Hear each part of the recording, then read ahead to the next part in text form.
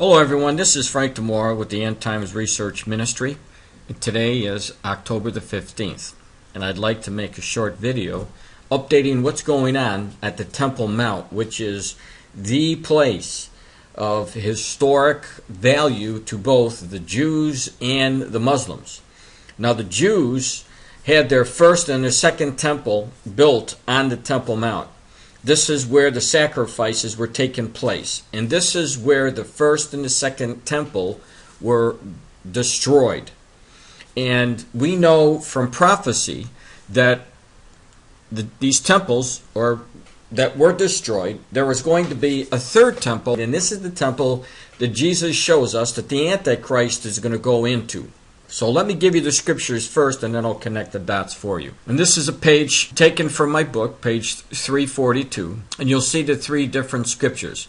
For the Lord has chosen Zion. He has desired it for his dwelling. This is my resting place forever and ever. Here I will sit enthroned, for I have desired it. And then in Daniel 9:27, and he shall confirm the covenant with many for 1 week. Now the he that he is talking about here is the Antichrist, who is going to come out, and he's going to confirm a covenant, this peace or whatever it's going to be, for a period.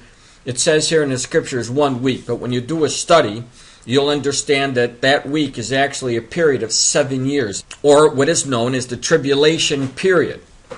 And then it goes on to say, and in the midst of the week, in other words, exactly 3.5 years into the 7-year covenant, in the midst of the week, he shall cause the sacrifice and oblation to cease. In other words, the Antichrist, a real person who's going to come from the European Union, who's going to confirm some kind of covenant, and they, speaking about the Jews, are going to start doing their sacrifices the way they did in the first and the second temple. Then in the middle of the 7-year covenant that the Antichrist makes, the Antichrist is going to break that covenant and he's going to stop the sacrifices. And of course, and for the overspreading of abominations he shall make it desolate, even until the consummation that is determined shall be poured upon the desolate. Now in Matthew 24:15, Jesus again speaks of this.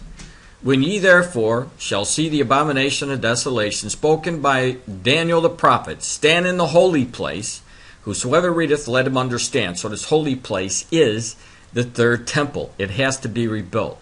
Jesus also gave Paul the apostle some more information about the Antichrist in 2 Thessalonians chapter 2 verse 4, where he says this, who opposes and exalteth himself above all that is called God, or that is worshipped, so that he, as God, sitteth in the temple of God, showing himself that he is God. So what's going to happen? Very briefly, Antichrist will come on the scene. He is going to confirm a covenant for 7 years. He's going to break that covenant, and he's going to stop the sacrifices. This is a picture of a model. When I was in Israel, I took this picture. It's about 4 foot high, and it's a replica of what the next temple, the third temple, is going to look like. And this is the temple that obviously the Antichrist is going to go in and do all the things that the prophecies talked about. He's going to go in there and he's going to make it a point to try to convince the world, to show the world that he is God. And of course, the Lord has already warned so that anyone on this earth should be ready for this instance to take place. Now, if you're here, that means you probably missed out on the rapture of the church, because this is when the Antichrist will be revealed during the tribulation period, and we know that the Lord is going to remove his church when the Antichrist is revealed. So take a look now. I wanted to bring this to your attention because what's going on in Israel.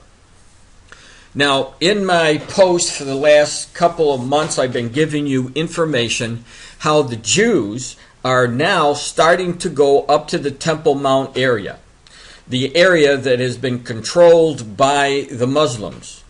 Now, it's been given control by the Muslims only because the Israeli government allowed them to control it.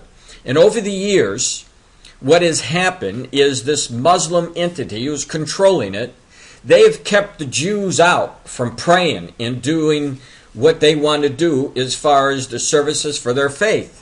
But as we get closer and closer to the return of the Lord Jesus Christ, I've been warning people, watch what's going on the Temple Mount area, because you will start to see more and more people going up to the Temple Mount, more confusion, more rioting. And now, what we have seen in the last couple of years, even the people in the Knesset now, the Israeli government, are getting involved in this, saying that the Jewish people should be able to go up and pray just like the Muslims are ready or are able to go up and pray. And so this is really very crucial information, because what it shows us is we are in fact getting to the point where prophecy will be fulfilled. Now, by the end of the day, Israel is going to be able to do whatever they want on the Temple Mount. Start the sacrifices, pray, and do everything that they wanted to do. And they haven't been able to do since 1967. And even before that. Now, 1967, the reason why I gave you this date is because this was when Israel took over East Jerusalem in that war. But Israel gave, as I said before, they gave the runnings of the temple area to the Muslims, just for the sake of peace. But now, years have passed, we're this much closer to the return of Jesus Christ, and the news shows us that the Jews are making inroads to eventually take over and build the third temple. Let me give you the proof here. Dozens of extremist settlers broke into al-Aqsa Mosque this morning to raise the Israeli flag in the center of the compound under the protection of the Israeli army. Earlier, we spoke to our correspondent Nell Burton in Ramallah, and here's what she had to say about the latest developments.